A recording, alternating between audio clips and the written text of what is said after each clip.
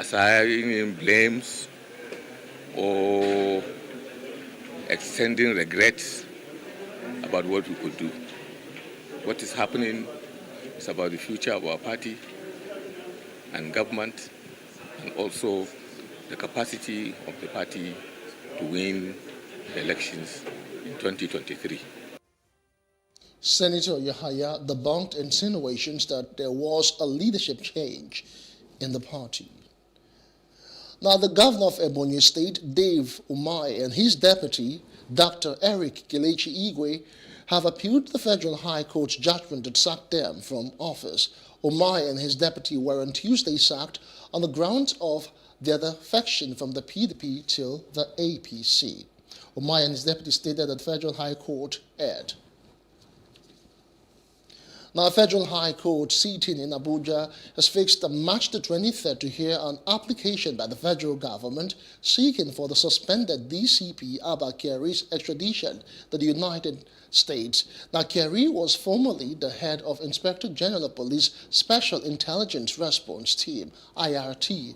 The suit, titled Application for the Extradition of Abba Kyari to the United States of America, was dated and filed March the 2nd, the AGF being the applicant and Kyari being the respondent in the application.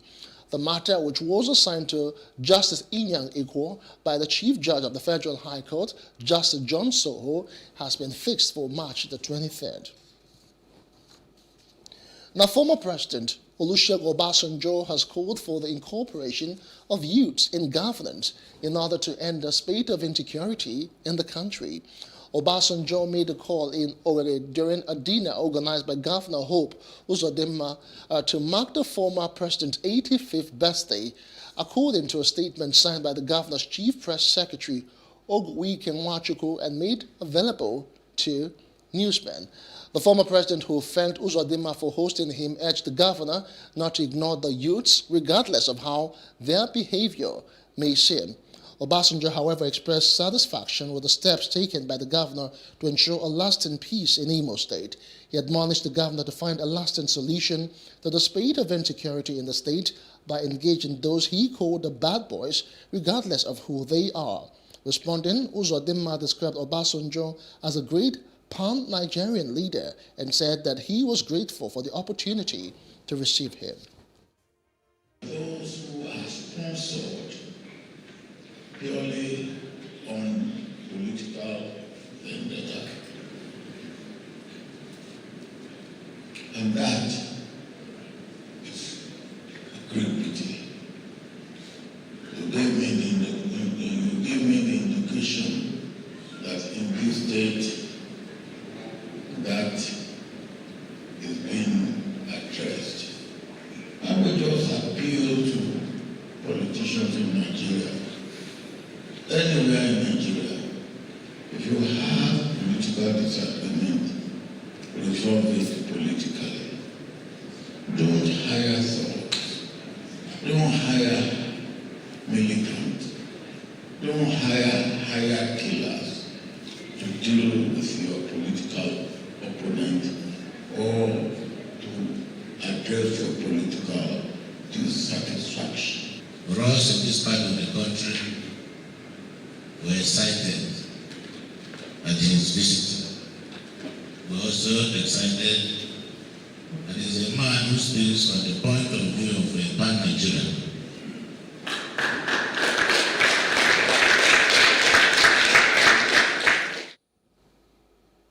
Now, Ogun State stakeholders have agreed to work together with government and security agencies to ensure that the increasing waves of crime and criminality is reduced to the barest minimum.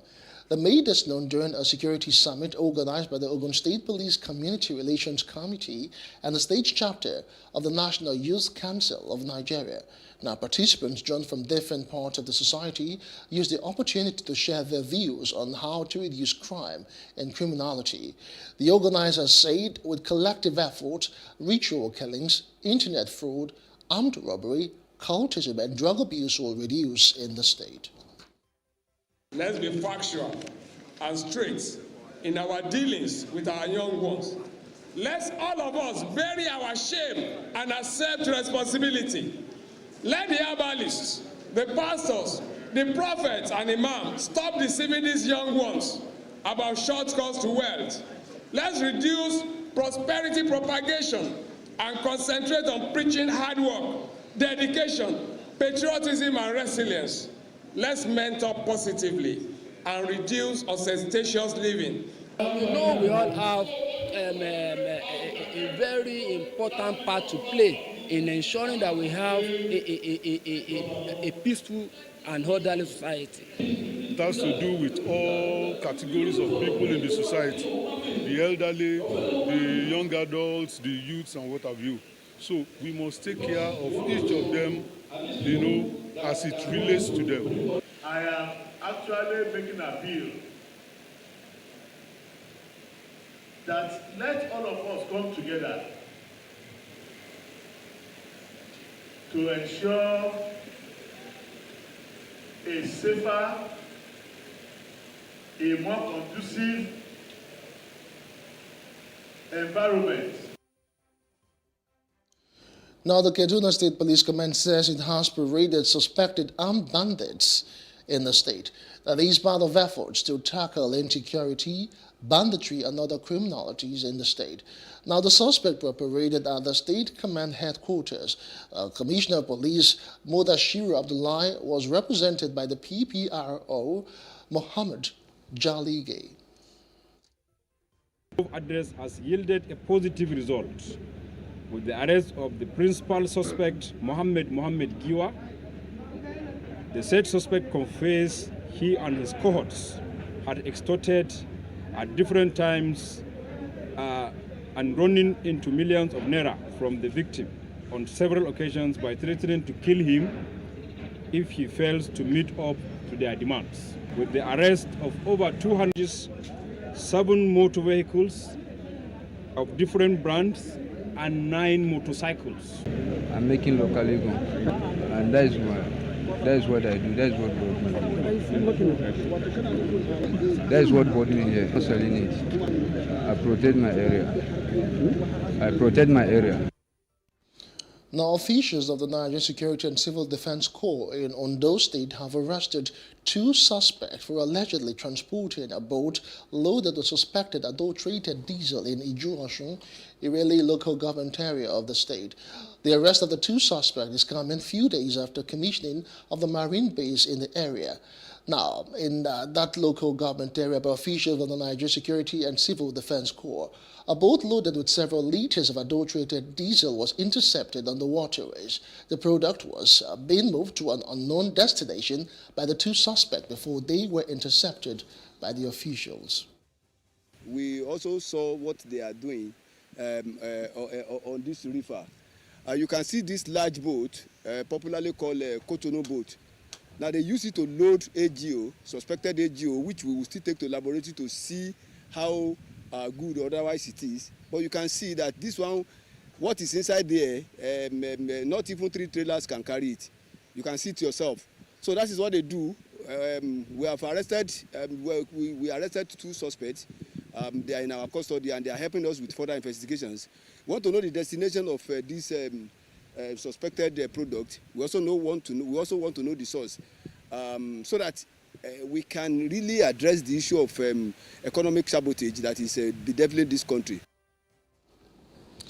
Now, 7 officers of the National Drug Law Enforcement Agency, NDLEA, have been injured and one of its vehicles damaged following the arrest of a drug dealer, Micha Godwin. The suspect was arrested on Tuesday at Nukai Market along Jalingo-Wukari Road in the Taraba state capital, Jalingo. The operatives stormed the market at about 2:30 p.m. to arrest the drug dealer and evacuate illicit substances in his warehouse. Soon after the arrest of Micha, miscreants mobilized from the community to attack the officers and vehicles with dangerous weapons. That's according to reports. Now, up next is Street Views on the Nigeria's health care system.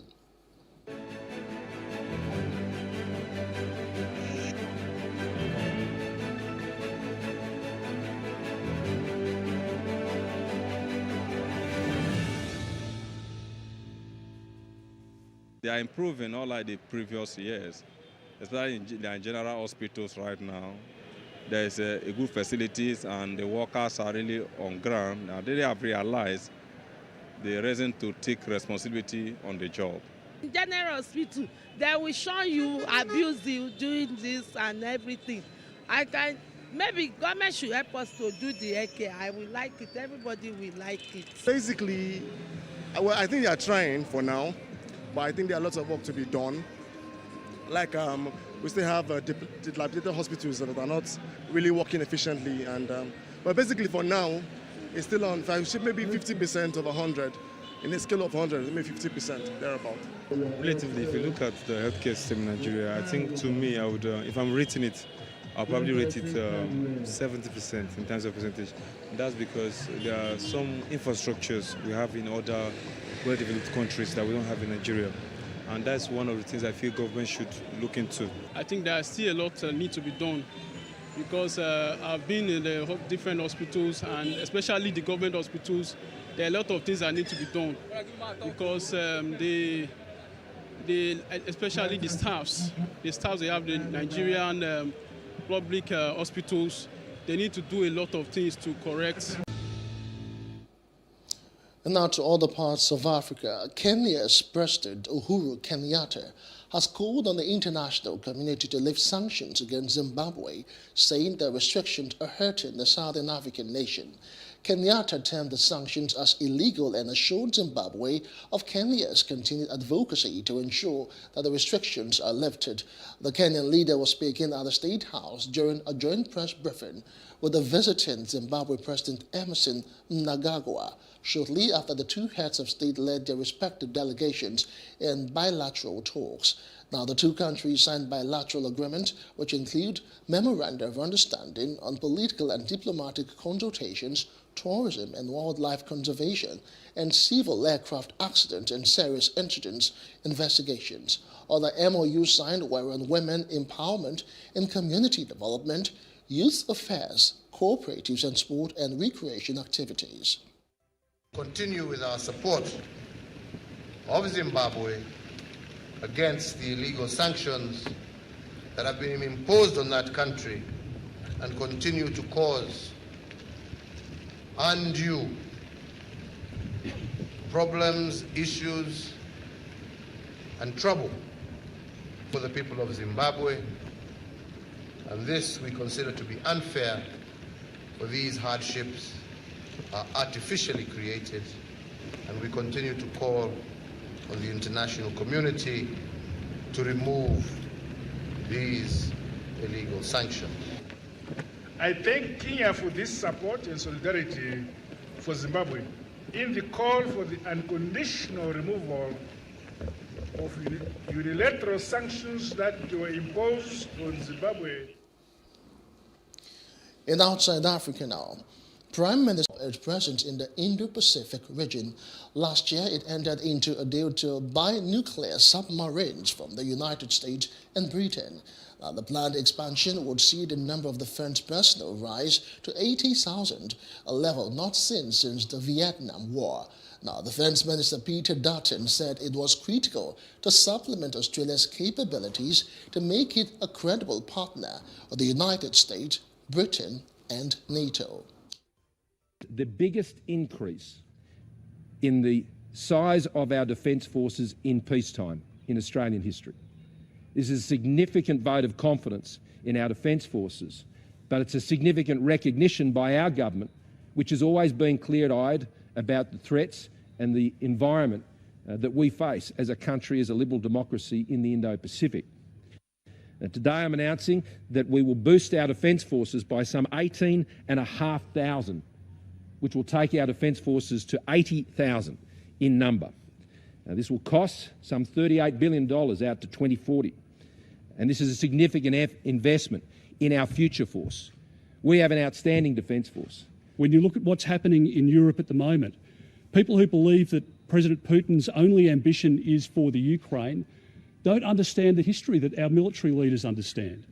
If people think that the ambitions within the Indo-Pacific are restricted just to Taiwan and that there won't be knock-on impacts if we don't provide a deterrence effect and work closely with our colleagues and with our allies, then they don't understand the lessons of history. Now in business news, leaders of European Union countries will meet in Versailles today for a two-day summit to discuss ways of weaning their countries off a heavy reliance on Russian energy import. A member of the EU-Russia Gas Advisory Council, energy expert Thierry Bruss, said the EU relies on Russia for 40% of its natural gas needs to power not only homes but also factories. He said that only an estimated 75% of gas import from Russia can be replaced in the best-case scenario with alternative exporters of reducing carbon emissions. On Wednesday, pipeline operator data showed that Russian gas delivered through pipelines continued to flow via Poland westward into Germany, while flows into Slovakia via Ukraine remained at recent high levels following threats to cut supplies. Also on the agenda at the March 10 to 11 EU summit in Versailles, a boost in Kiev's links to the EU single market and to Europe's energy grid on their ideas for enhanced partnership. Well, staying with business, report Asian shares have surged as planned 6.57 points. Similarly, Japan's Nikkei 225 opened up 1.58% at 25,108.47 points. Russia's Foreign Minister Sergei Lavrov arrived in Turkey ahead of planned talks on Thursday with his Ukrainian counterpart Dmytro Kuleba for what will be the first meeting between the two since Russia invaded Ukraine 2 weeks ago. In entertainment news now, the director of hit superhero film Black Panther has been mistaken for a bank robber as he tried to see the situation should never have happened. However, the 35-year-old said Bank of America had since worked with him and addressed it to his satisfaction. According to the police report, which was obtained by the entertainment website, Kugler reportedly wearing a COVID face mask as well as sunglasses and a hat handed the teller a withdrawal slip with a note saying he wanted $12,000 from his checking account. Well, sports news now. I'm afraid that's as much as we can take in this bulletin. For more stories, please follow us at PlusTvAfrica on Facebook, Twitter, and Instagram, and do subscribe to our YouTube channel at PlusTvAfrica and PlusTvAfrica Lifestyle. I am Justin Akadanye. Many thanks for watching. Plus Sports is up next.